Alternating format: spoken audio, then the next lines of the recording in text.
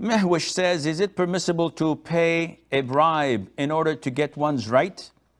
Have some work to get done with one of the government departments, and if the official does not take a bribe, he will cause trouble for me. Is it permissible for me to give him a bribe?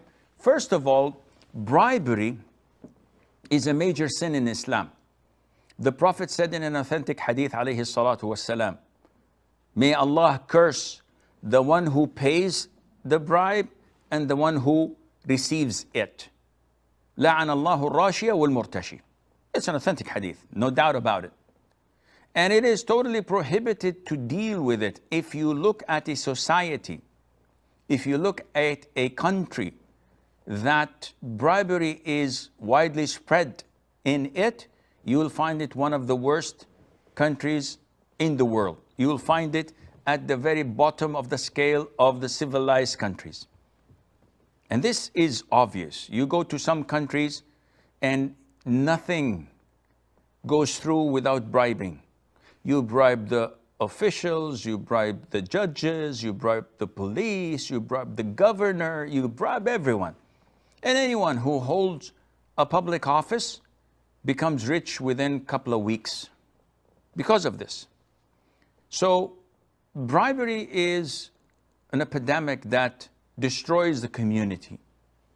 Now, my question is, if I am forced to do it, what do you mean you're forced to do it?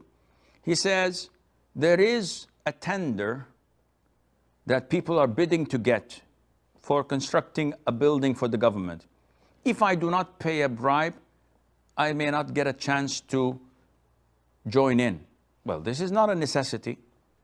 Said, Sheikh, I have to work. I have to get jobs. Said, yes, but instead of dealing in construction, buy a car and work as a taxi or as an Uber or as a whatever.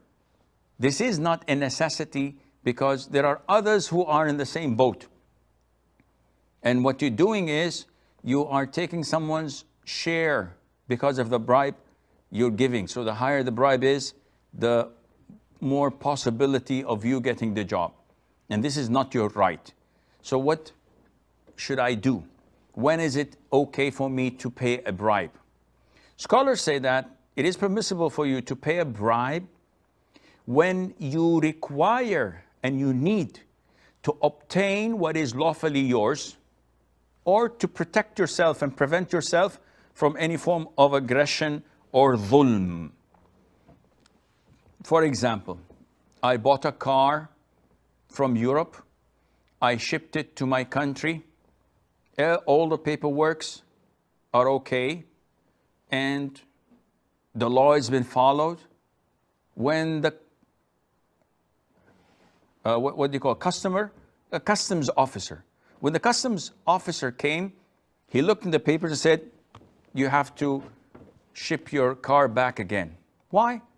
It doesn't fall under the categories permitted to enter. Show me something. I won't show you anything. I went to his boss. His boss is as corrupt as he is. If you don't pay us so much money, we will not get the car in. This is my car. I paid my own money. I did not break any laws. What to do? Scholars say in this case, give them the bribe.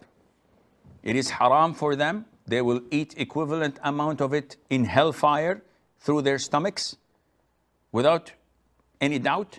As for you, you are not sinful for what you had done because you wanted to get what is lawfully yours.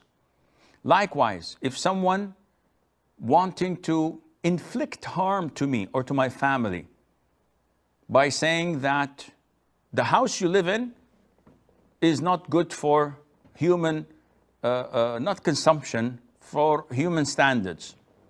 So you have to vacate your house and we will destroy it and demolish it, and you can build some other house on the land. I said, why? The guy says, because I said so. What are you going to do about it? You go to the governor, you go to the officials, and no one is listening to you. He said, you have to follow the law. But the law is doing injustice to me. There's nothing wrong in the house. He said, well, he's the one in charge. So it's obvious that he wants harm for me.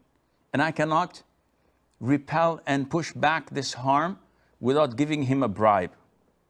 Islam says, give him the bribe, and he will consume it in hellfire on the day of judgment.